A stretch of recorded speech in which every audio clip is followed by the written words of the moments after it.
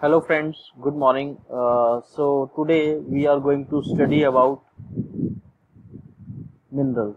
कल हमने विटामिन्स के बारे में डिटेल में स्टडी किया था कि कौन सा विटामिन है, हमारे को किस सोर्स से मिलता है और उसका क्या फंक्शन है। तो आज हम अपने मिनरल्स के बारे में पढ़ेंगे कि कौन कौन से हमारे मिनरल्स होते हैं, कहाँ कहाँ से हमें वो मिलते हैं, हमारे जो है कौन कौन से फूड में जो हमारे मिनरल्स अवेलेबल होते हैं और उनका क्या क्या रोल है हमारी बॉडी में। इसके साथ साथ अगर जो उनकी कोई डेफिशिएंसी होती है तो हमें कौन कौन सी डिजीज हो सकती हैं। तो आज हम उसके बारे में थोड़ा सा डिटेल में पढ़ेंगे। तो पहले बात करूं, इनऑर्गेनिक एलिमेंट्स होते हैं needed by the body for the following function. पहला है बिल्ड टिश्यू। हमारे बॉडी में सेल्स की या टिश्यू की डेवलपमेंट के लिए मिनरल्स का एक इम्पॉर्टेंट रोल रहता है। उसके बाद हमारे बॉडी में जितने भी बॉडी फ्लूइड्स हैं उसको रेगुलेट करने में जो हमारे मिनरल्स हैं उनका बहुत ही अच्छा रोल रहता है। उसके बाद असिस्ट इन बॉडी फंक्शनिंग। हमारे बॉडी फंक्शनिंग में चाहे वो हॉर्मोन्स रिलीजेस है या आपका नर्व इम्पल्सेस हैं या मसल कॉन्ट्रैक्शन रिलैक्सेशन है, ये सब चीज़ों की जो फंक्शनिंग है उसको उसको रेगुलेट करने में या असिस्ट करने में हमारी बॉडी को मिनरल्स का एक बहुत ही इम्पोर्टेंट रोल रहता है। Help form body structure. तो हमारे बॉडी के स्ट्रक्चर को मेंटेन करने में यूनिफॉर्म क्या है की तरह से यूनिफॉर्मिटी मेंटेन करने में मिनरल्स का बहुत ही इम्पोर्टेंट रोल है। उसके बाद they are the mineral nutrient needed in the body, they come from food we eat.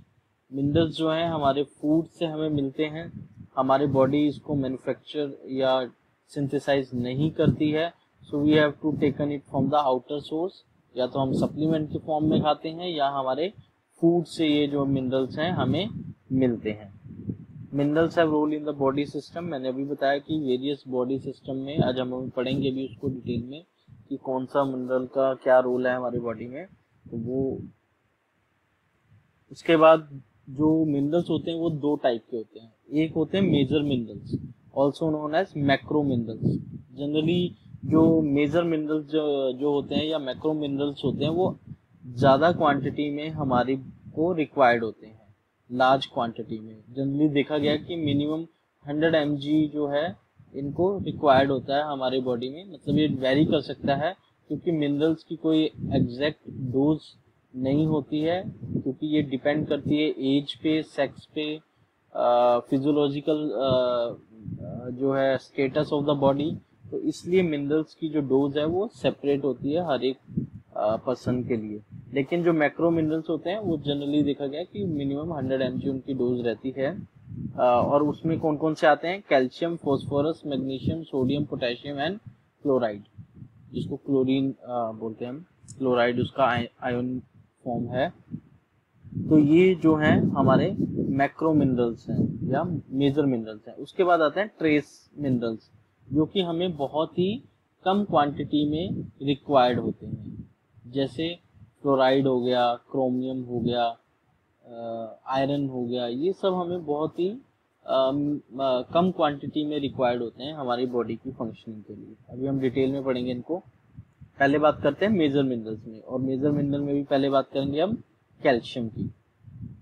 Calcium को जैसे कि अगर जो मैं आयनिक फॉर्म की बात करूं तो Ca2 पॉजिटिव इसकी आयनिक फॉर्म रहती है।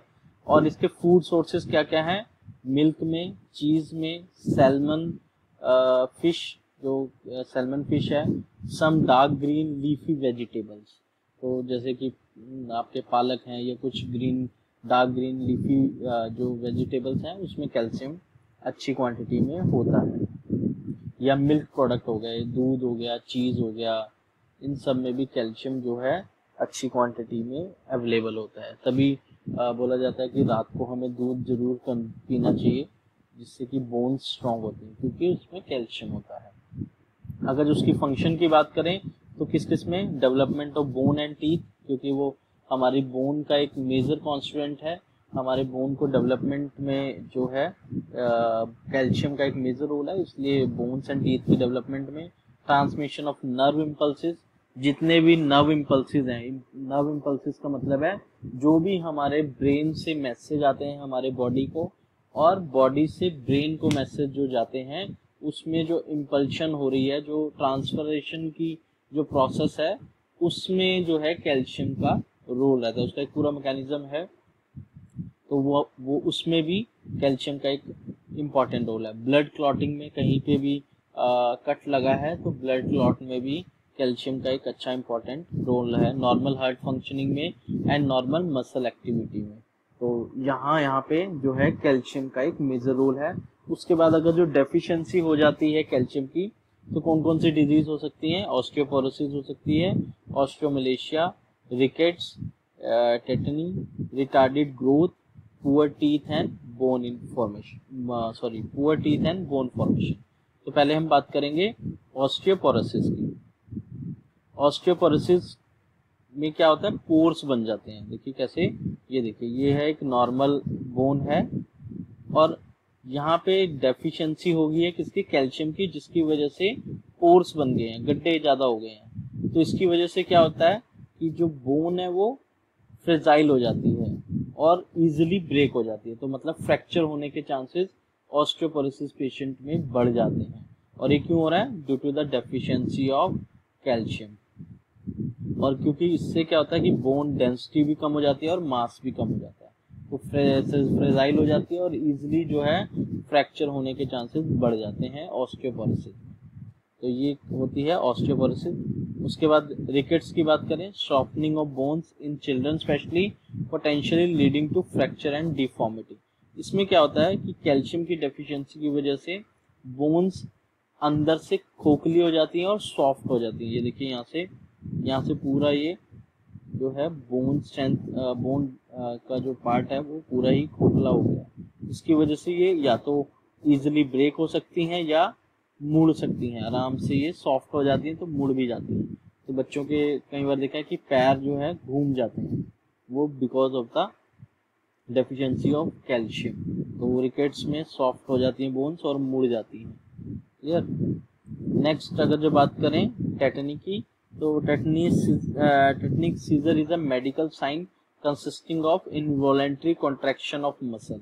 तो इसमें क्या होता है, जैसे जो है मैंने भी बताया था कि कैल्शियम का मसल जो है, ये देखिए यहाँ पे मैंने बताया था आपको, मसल एक्टिविटी में भी इसका रोल है। तो अगर जो अपना कैल्शियम की डेफिशिएंसी हो गई है तो क्या हो जाता है? Contraction of muscle. तो हाथ ऐसे का ऐसे ही रह जाता है, कॉन्ट्रैक्ट हो जाती है एकदम मसल्स, तो वो मूवमेंट ही नहीं हो पाता हाथ में, तो वो कॉन्ट्रैक्ट होके ऐसे ही सीजर आ जाते हैं, तो वो ऐसे ही रह जाता है। तो फिर इसका ट्रीटमेंट होता है। तो ये क्यों हो रहा है? क्योंकि जो है कैल्शियम की डेफिशिएंसी से हो रहा है।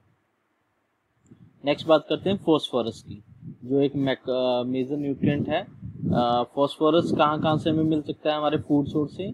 मिल्क हो गया, चीज हो गया, लीन मीट हो गया, पोल्ट्री, फिश, लेग्यूम्स और नट्स। यहाँ सबसे हमें जो है फॉस्फोरस हमारे फूड से मिलता है। उसके बाद कहाँ इसका रोल है? Development of bones and teeth में, क्योंकि विटामिन D3 जो है वो कैल्शियम और फॉस्फोरस की जो है एब्जॉर्प्शन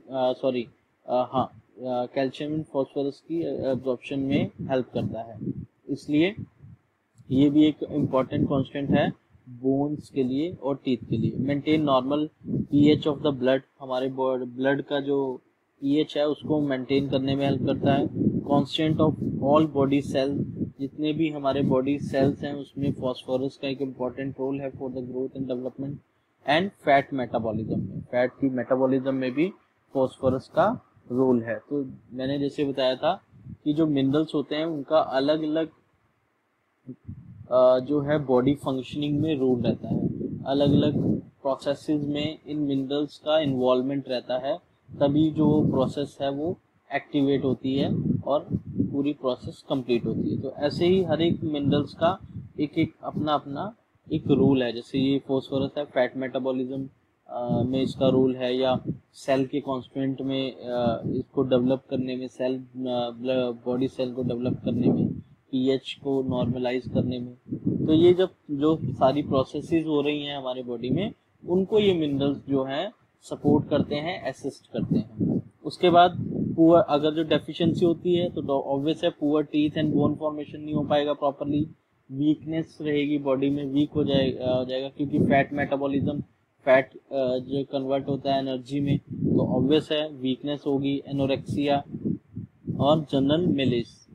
तो एनोरेक्सिया क्या है ये हमें देखते हैं, एन ईटिंग डिसऑर्डर है causing people to obsess about weight what they eat. अब क्या होता है कि कुछ लोगों को ईटिंग डिसऑर्डर क्या होता है कि लोग जो है अपने वेट को लेके, अपनी जो है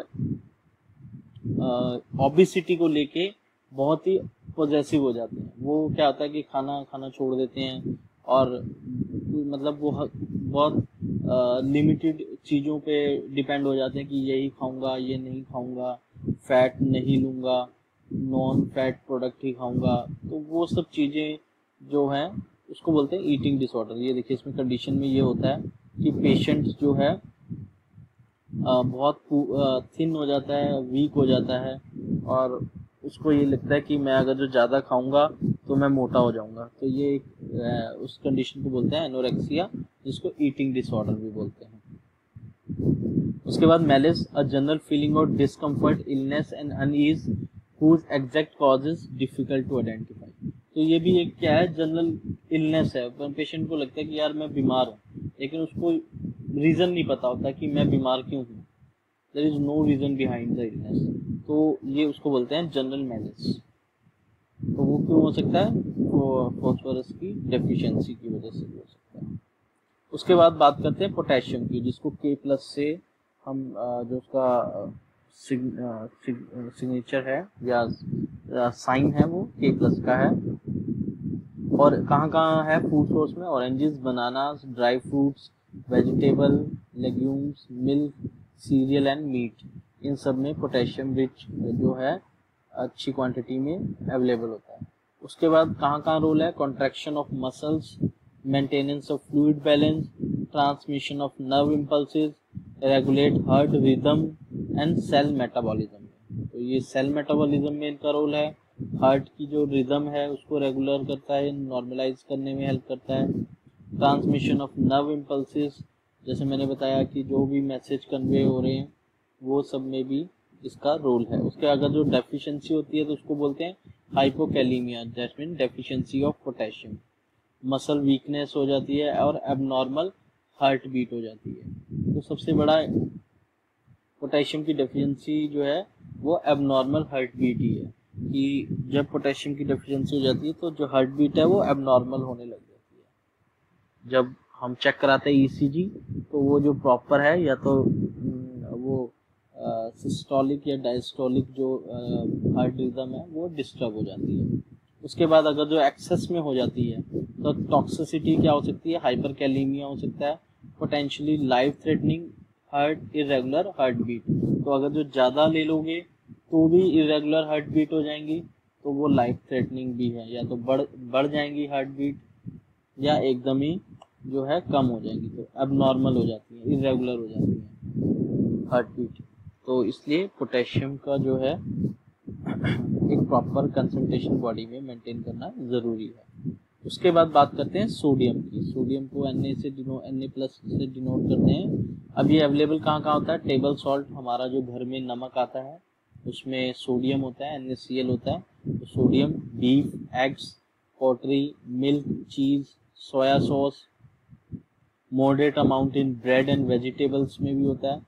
large amount in process food, जो हम खाना खाते हैं प्रोसेस फूड है, उसमें भी ये अच्छी क्वांटिटी में डाला जाए। प्रोसेस फूड मतलब जो हमारे टिन वाले जो फूड आते हैं, क्योंकि सोडियम एक बहुत ही अच्छा प्रिजर्वेटिव भी है।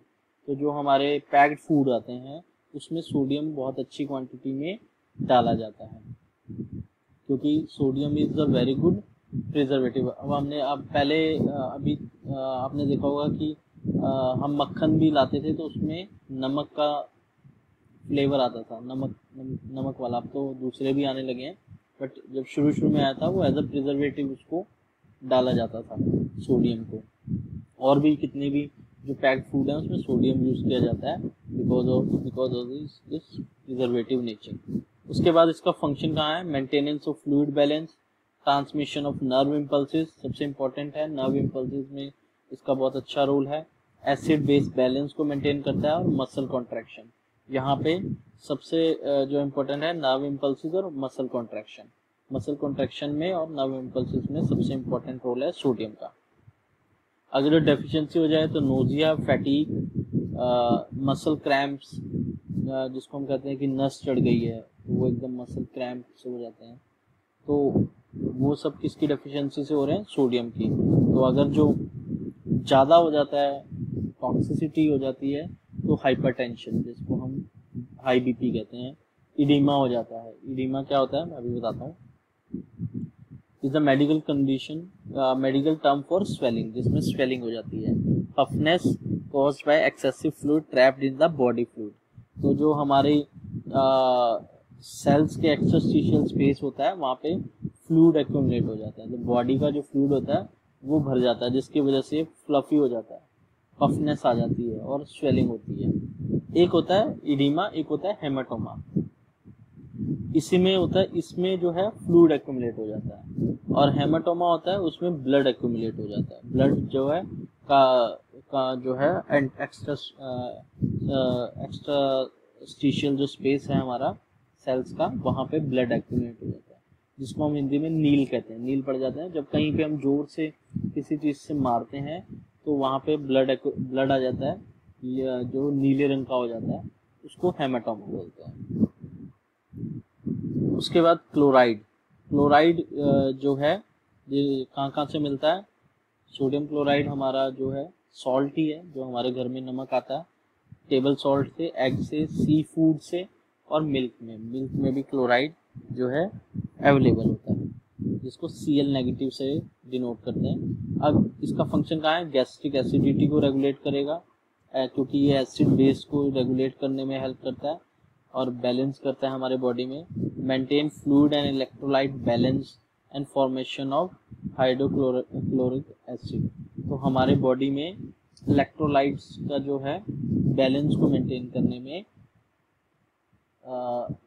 जो है हेल्प करता है। जैसे हम बोलते हैं कि जब किसी को डायरिया होता है तो चीनी और नमक का घोल उसको पिलाइए, तो चीनी में शुगर होता है जो एनर्जी प्रोवाइड करेगा, ग्लूकोज होगा, और जो सोडियम क्लोराइड है वो इलेक्ट्रोलाइट बैलेंस मेंटेन करने में हेल्प करता है, ताकि जो बॉडी के जो इलेक्ट्रोलाइट्स जो मिनरल्स हैं या न्यूट्रिएंट्स हैं जो डायरिया की वजह से निकल गए हैं हमारे बॉडी में, डेफिशिएंसी हो गए हैं, तो उसको मेंटेन करने के लिए जो है हम सोडियम क्लोराइड का घोल पिलाते हैं बच्चों को। उसके बाद ORS का डेवलपमेंट हो गया, तो ORS में और मिनरल्स आ गए, तो वो सब चीज़ें हैं।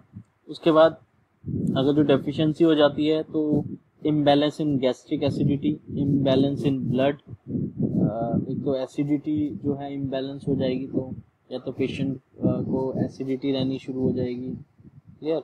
इम्बैलेंस इन ब्लड, पीएच, जो ब्लड का पीएच है वो इम्बैलेंस होने लगेगा। नोजिया और एक्सोसिएशन होता है, फैटीग मतलब थकावट महसूस होगी।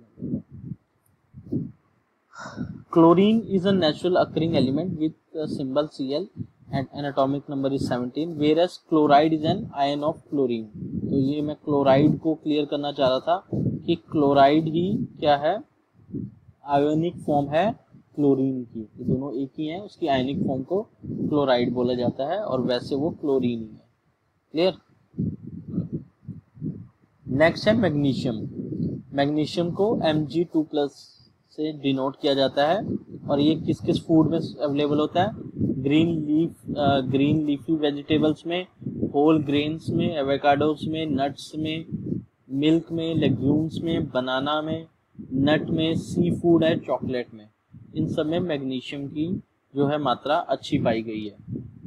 उसके बाद काम का है नर्व ट्रांसमिशन में, सिंथेसिस ऑफ ATP, मैंने बताया था एडिनोसिन ट्राइफॉस्फेट जो एनर्जी प्रोवाइड करती है हमारे बॉडी को, उसके सिंथेसिस में activation of metabolic enzyme, muscle activity, constant of bone muscles and RBC। तो ये RBC बोन्स और मसल्स में भी इसका एक इम्पोर्टेंट रोल रहता है, क्योंकि एक उसी का कांस्टेंट है, क्लियर। उसके बाद डेफिशिएंसी अगर जो हो जाती है तो normally unknown mental emotional and muscle disorder होने लगते हैं। तो मेंटली और इमोशनली जो है बंदा एबनॉर्मल हो जाता है या मसल्स डिसऑर्डर हो सकते हैं। उसके बाद ट्रेस एलिमेंट्स की बात करते हैं। मैंने बताया था एक मेजर एलिमेंट्स होते हैं, trace element sorry major minerals होते हैं, एक ट्रेस मिनरल्स होते हैं। तो ट्रेस मिनरल में पहला है आयरन। आयरन को Fe पॉजिटिव से जो हम डिनोट करते हैं। होता किस किस में है? फूड में देखिए, मसल मीट में होता है, पोल्ट्री में होता है, सेलफिश लीवर हो गया, ड्राइड फ्रूट हो गए, होल ग्रेन हो गए, enrich bread, cereal, dark green and leafy vegetable जैसे पालक हो गए। इन सब चीज़ों में जो है आयरन अच्छी क्वांटिटी में अवेलेबल होता है। उसके बाद फंक्शन क्या क्या है? Transport of oxygen and carbon dioxide. Haemoglobin में तो है ही है, हीमोग्लोबिन फॉर्मेशन में। Component of cellular enzyme essential for energy production. Energy production में इसका जो है रोल है हमारे बॉडी में। माइटोकॉन्ड्रिया में जो है ये एंजाइम की सेलुलर एंजाइम्स को, एंजाइम के कंपोनेंट्स को जो है सिंथेसाइज करके एनर्जी प्रोडक्शन में इसका रोल है। उसके बाद डेफिशिएंसी अगर जो होती है तो एनीमिया हो जाता है, आयरन डेफिशिएंसी एनीमिया जिसको बोलते हैं। तो एनीमिया क्या है? देखिए ये है normal blood, red blood cell, और ये एनीमिक है, इसमें रेड ब्लड सेल्स की डेफिशिएंसी हो गई है। तो जिसकी वजह से क्या है? वीकनेस रहती है, फटीग हो जाती है, dizziness, loss of weight, coldness of hand and feet. तो हाथ पैर ठंडे पड़ जाते हैं अगर जो आयरन की कमी हो जाती है, उस कंडीशन को एनीमिया बोलते हैं। नेक्स्ट अगर जो हम बात करें आयोडीन की, आयोडीन भी एक ट्रेस एलिमेंट है लेकिन इंपॉर्टेंट है हमारे बॉडी के लिए। तो आयोडीन आयोडाइज सॉल्ट में और सी फूड में, जो हमारे नमक होते हैं उसमें बोलते हैं ना कि आयोडीन सॉल्ट है, मतलब टाटा का आयोडीन एडेड विद आयोडीन और ऐसा कुछ लिखा होता है उस पर। तो ये आयोडाइज सॉल्ट है और सी फूड में ये अच्छी क्वांटिटी में अवेलेबल होता है। Regulation of basal metabolic rate. अच्छा, इसकी डेफिशिएंसी जो हो जाती है तो क्या क्या होता है? ग्वाइटर हो जाता है, क्रिटिनिज्म एंड मैक्सिडीमा हो जाता है। तो ग्वाइटर क्या है? जिसकी पहले बहुत साल पहले हमारी इंडियन गवर्नमेंट्स ऐड बहुत देती थी कि आयोडीन की कमी से घेंगा हो जाता है, तो ऐसा कुछ एक ऐड आता था बहुत साल पहले। तो वो यही है कि goitre is an abnormal enlargement of your thyroid gland. तो जो गले के पास हमारी जो थायराइड ग्लैंड होती है वो एनलार्ज हो जाती है because of deficiency of iodine. तो इसी की एडवर्टाइजमेंट आती थी पहले कि अगर जो आयोडीन की डेफिशिएंसी बच्चा दिखाते थे तो घेंगा हो सकता है, तो ऐसा कुछ ऐड आता था।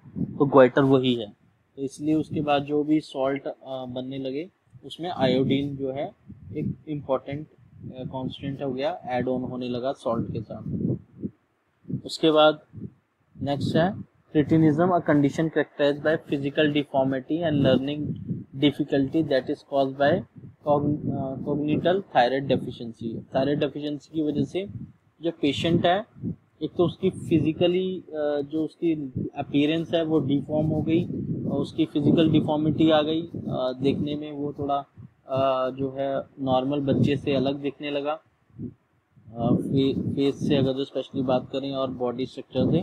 और उसके साथ साथ उसकी लर्निंग एबिलिटी मतलब ब्रेन जो है उसका प्रॉपरली डेवलप नहीं हो पाया। सेकेंडली जो उसको पढ़ने में या सुनने में जो है प्रॉब्लम होती है, तो वो होता है क्रिटिनिज्म। नेक्स्ट होता है myxedema, this is another form for several advance hypothyroidism. इसमें क्या होता है? That occur when body does not produce enough thyroid hormone. तो क्या होता है कि हाइपोथायराइडिज्म हो जाता है। Hypo means deficiency of thyroid. तो फिर थायरोनोम, ये सब जो मेडिसिन आती हैं इसमें थायरोक्सिन है, लिवोथायरोक्सिन या एल-थायरोक्सिन जो है वो दिया जाता है ताकि जो थायराइड की जो कंसंट्रेशन है बॉडी में मेंटेन की जा सके। तो उसमें देखो ये हो जाता है मैक्सिडीमा, ये due to the deficiency of thyroid, ये थायराइड की डेफिशिएंसी की वजह से होता है। उसके बाद बात करते हैं जिंक की। Zinc is also a trace element and important for our body. उसके बाद सी फूड में स्पेशली ऑयस्टर में बहुत अच्छा होता है, लीवर में, एग्स में, मिल्क में एंड व्हीट में। तो फंक्शन की बात करें, formation of collagen, wound wound healing में बहुत अच्छा इंपॉर्टेंट रोल है। टेस्ट परसेप्शन जो हम ऑलरेडी प्रमोट कर रहे हैं हमारे चेरी टोन में भी, ये टेस्ट परसेप्शन में इसको इम्प्रूव करने में जिंक का रोल है।